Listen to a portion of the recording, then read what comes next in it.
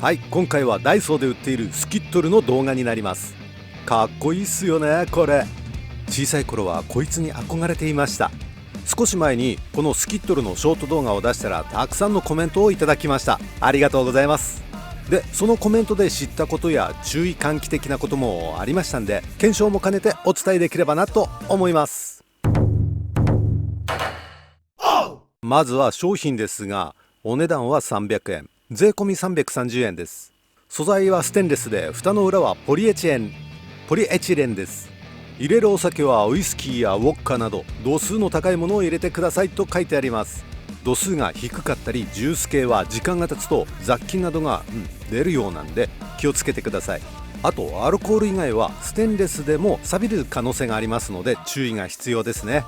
でこいつはヒップフラスコとも呼ばれ、この湾曲がお尻のポッケにぴったりな設計です。今までなぜ湾曲しているのかは分かりませんでしたが、そういう意味だったんですね。今度はコメントにあった疑問や情報なんですけども、これどうやって洗うんだ？蓋からにじみ出ないか？お尻のポッケに入れてたら歪まないのか？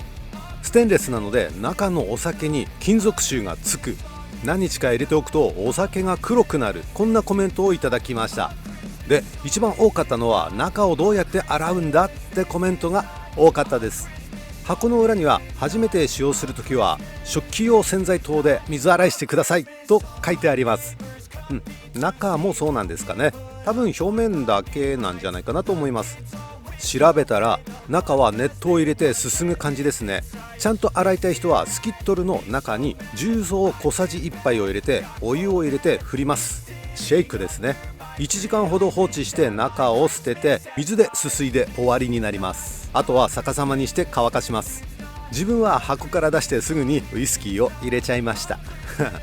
でその後は洗うのかというと、度数の高いアルコールが入っているのが前提なんで、特に洗う必要はないのではとのコメントもありました。で次の蓋からにじみ出ないかですが、今のところ逆さまにしても転がしておいても蓋からウイスキーが出るってことはありませんでした。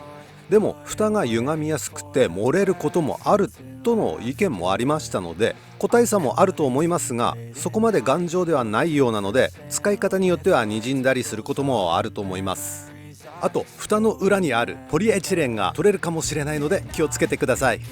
次はお尻のポッケに入れて歪まないのかですが、実際にケツポッケに入れて1日動いたり、そのまま椅子に座ってわざと圧をかけたりを繰り返しました。でその結果ポッケに入れる前の厚みですけど、底が 21.2、 側面が両方とも 21.2、全部ね 21.2 だったんですけども、1日ポッケに入れて、圧をかけた結果、底は 21.2 と変わりませんでしたが、側面が 20.6 と 20.9 で、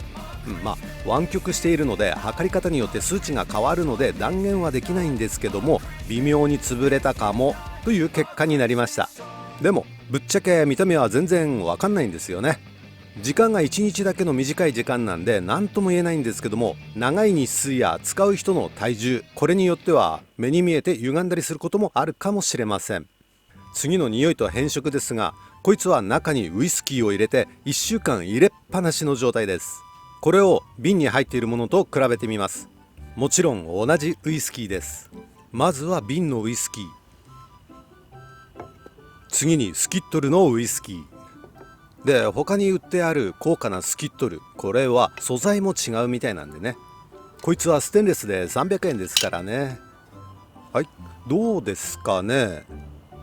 変色しているようには見えませんね。あと匂いですね。ちょっとわかんないな。飲んでみます。わかりません。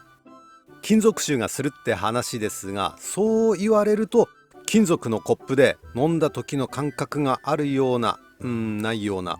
自分にはいまいちわかりませんでした。というわけで1週間だと目に見えて色が変わるってわけでもないようです。味は味覚音痴なんでわかりませんでしたが、繊細な舌を持っている人は違いがあると思います。金属に敏感な人にもね、向いてないかなと思います。でコメントに2日ぐらいで継ぎ足す程度が問題ないと思うといただきましたんで、ちょこちょこ新しいウイスキーをね継ぎ足すことをおすすめします。使わない時は熱湯などで注いで乾かして OK かなと思いました。あとロートですが、そのままウイスキーを入れるとなかなか入っていきませんので、ちょっと上げるとねすんなり入ります。何かしら隙間があるといいようです。コメントにはいろいろとスキットルを憧れるきっかけとなった人が挙げられていました。海外ドラマや西部劇の映画の他にロベルト本郷、次元大介、プレデター、ガンダムのミーシャ、パイレーツ・オブ・カリビアンなど、その人その人に思い入れがあるようです。現実に使うかどうかはともかく男のロマンを感じる商品だと思いました。今回はダイソーで売っているスキットルでした。ではまた。